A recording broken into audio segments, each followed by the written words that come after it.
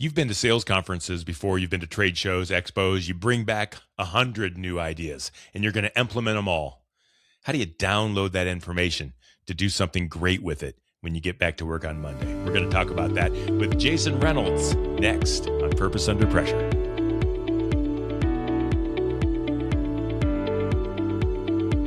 Welcome back. My name is Bryan, and this is Purpose Under Pressure. It's a podcast about developing sales and leadership success on purpose and under pressure. It's brought to you by the professional sales and leadership training team at Sandler by the Ruby Group. You'll find them in Akron and in Columbus, Ohio. They're in Jacksonville, Florida. They serve people from Capital Region, New York. They serve people all up and down the coast, across from ocean to ocean. Wherever you are, if you're doing work in this great country, they're going to help you out, and they're going to do so on purpose. That's why I like them as part of the presenting sponsors of this show. They get it. They know that you can't just show up and wing it. You can't just hope that you're going to get to the other side without some kind of a direction, without some kind of a plan, and to do things the way you were meant to do them. That's purpose, and it happens when the pressure is strong. So if you're interested in that kind of an approach towards developing your sales team, your leadership team, your organization as a whole, I suggest you reach out. I think it would be the best call you make, even if you don't buy anything. I will tell you this. You talk to one of those trainers, best call you made all day. Take me up on it. Give me a shot. Let me know if that works out or not. I don't think I'll lose. You can connect with them online at therubygroup.sandler.com.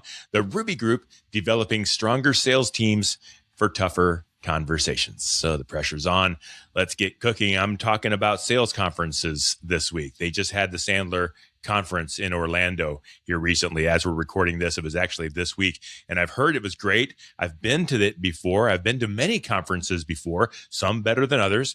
The Sandler Conference, always great. This isn't a commercial. I'll tell you flat out, it's one of the best ones I've ever been to, and I've been to many of them. And I want to talk about that conference and the art of conferences for salespeople. And I want to do that with my friend, partner, and trainer at Sandler by the Ruby Group, Jason Reynolds. Jason was there. Jason, welcome back to Purpose Under Pressure.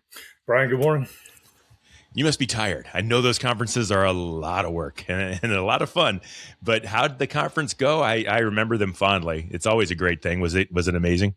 It was another great week, Bryan. And to be completely honest, I'm still tired. I think my Whoop, my fitness tracker definitely said I'm still recovering as of this morning too. Yeah. So it was a great week with all of our clients, everybody around the whole Sandler network, and a lot of great takeaways.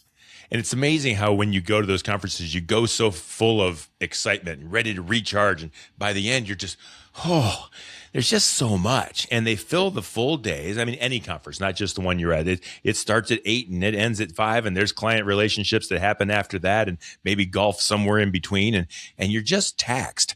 And I've been to some where I've just been flying around and, from one thing to another, and I don't even know what I'd learned. And I've been to some where I'm like really focused and streamlined. Do you find that when you go to a sales conference, when you go to the Sandler Conference or any conference, that there's a way to attack it so that you can get the most out of it and benefit yourself as a salesperson moving forward? Absolutely. And I think it's just lessons learned from trial and error too, right? And instead of just showing up and going, okay, maybe I got one thing, it's best that we go in with a plan and going, what am I really trying to take away from this conference this time? What am I trying to learn? Because our conferences are so data-driven, informational-driven, educational-driven, that it's really important that we take some things away. And it just takes me back. I think my first Sandler conference was like 13 years ago, and I came back with like 20 pages of note that I had to format, and like your brain was just on fire with all this information. I remember going with one of my sales reps and him looking at me going, can we just download for a little bit before we go to dinner so we can just kind of place some of these things? And we did, and it was awesome. Yeah. And then every year after that, honestly, your brain gets kind of filled up really quick. So it's good that you go in with a plan for conference, and then you come out of it with a plan after conference of like, how am I going to digest this information so it's usable? What do you do with 20 pages? I know what I did with 20 pages. As a young salesperson, I put them on my desk and they quickly got stacked up with everything else that I'd been not doing while I was at the conference. Right? I had great ideas, and then I came back to real life. And I remember that nothing managed, and who knows where those notes went. Like, what do you do with 20 pages of notes, and how do you take something actionable out of that to make yourself better on Monday when you get back to work? I know I put them in a Word document. Now, where that Word document went after all these years, I don't know either, right? See? It's a little bit different now because what I did this time was come back and I probably had 2 pages of notes that I condensed in the bullet points. I threw them out to AI and said, give me some bullet points so I can then massage these and figure out what to do with them. And it helped me. So, yeah. Yeah. And I think that's key. We learn things over time. And I think that's what this podcast can do, is it can help young sellers, help established sellers that are trying to kind of reinvent themselves a little bit, to hear how it's going on the other side. So tell me about the conference. What was the big idea, the big approach that you brought back? And I'm also interested in what you're going to do with it next. Yeah. And I think the focus, the overarching focus of this conference, even though we hit on a lot of different buttons, I think what's out there in the marketplace is what's AI going to be, and where are we still going with it? As things continue to change and go so fast with AI, it's like, oh my God. And for a lot of people, what AI is the Terminator coming instead of what it should be. And an idea got thrown out there from a mindset standpoint is it's really Iron Man. It's not Terminator. And if we can think about AI being Iron Man and upgrading things and how it continues to upgrade, if we think about Tony Stark and Iron Man in the first one compared to what it was at that last, like Iron Man went through evolutions and change. And that's really what we're looking at, because they talked a lot about like theoretical AI versus the reality of AI, and where is it really at versus what people think it's at. And some of that disguise. Jobs, people are worried about jobs. Jobs really haven't changed. There's no data to support jobs have really changed a whole lot. So this scare tactic of AI really isn't that yet. We need to be looking at it with a positive mindset of going, let's think about AI as being Iron Man and not the Terminator right now. Yeah. How do you find leaders and speakers, and how do you trust people to talk about something? How do you believe that they know what they're talking about? Just because they're up on the stage doesn't mean they know anything more about AI than any of us. It's evolving and changing and moving. How do you know what to believe, what to trust? We have to be in front of it. So we got a lot of people using it and figuring out what to do, what not to do with it. But I think Sandler spent a good investment in some people on the outside, and some of these think tanks and some of these research firms, bringing on some really good talent of where they see it going. And a guy by the name of Seth Mars was, spoke this time. He's been with Sandler just a little bit now. Like, he's helping shape and help us look at this a little bit different into the future. So there's just so many thought leaders in this whole group to take away from and go, all right, well, now the real thing is we got to go apply it. And how do we apply it? And the best analogy I've been able to come up with is, and this has been happening too, but the best analogy I can come up with is like, we have to think about front-facing salespeople or sales leaders or companies like athletes. Like, I think athletics has been changing and evolving for a while now. Like, all the data that goes into it. You look at high school teams, college teams, professional teams. They're not just saying, hey, let's produce an athlete, go out on the field and let's see what works. Like, their sleep has to be dialed in. Their nutrition has to be dialed in. How they train. Like, if you look back at Tiger Woods and what Tiger Woods used to do, like, he's just like, I'm going to out athletic everybody. I'm going to outwork everybody. And what that really was is a detriment to Tiger. Like, it was great. Like, it reshaped golf into something that wasn't there with golf before. Sure. But before we knew it, he was getting injuries and he was overtraining to the point he couldn't recover. Now you look at athletes, and like I brought up Whoop earlier, but Fitbit, Whoop, any type of tracker we have out there helps us understand how we're recovering. When do we perform best? When do we perform? Like, all of that we have to take in, and that's what AI is going to make businesses do.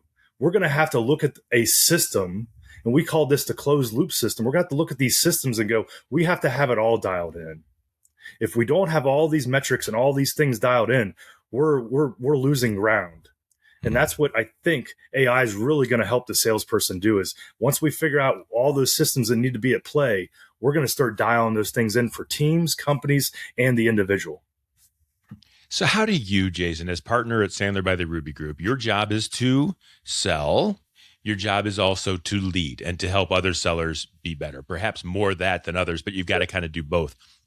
How do you bring that ethereal information back from the conference and turn it into action steps that help Sandler by the Ruby Group get better so that they can help other sellers get better? How do you take what happened this week and turn it into something that makes a difference on Monday?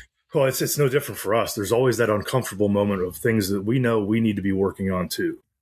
And we're big proponents on there's no hypocrisy from the stage, as we call it. So we have to go out and try these things and work at these things and go, all right, what's missing from our game? Where do I have to continue to ramp my game up and improve? So we'll first take a look at ourselves and go, okay, here's the 2 or 3 items we can take away, put them into place, see what works, see what doesn't work. And then we'll take that to our clients and people and go, here's some adjustments you guys might need to make because we made them, and here's the results from them. Yeah. And you're going to take these adjustments and you're going to implement them, and you're going to find out what works, what sticks, what goes, and you're going to train your sales team. You're going to train your people on that. And that'll be something that we'll talk about in the future. If we forget about AI, we forget about all those things. Let's wrap this up with one suggestion for people that are watching or listening. When they go to a conference, when they head out, put their golf clubs in the back or rent them or hop on the plane, what's one suggestion you would give to them to get the very most out of that conference so that they can make it better when they get back?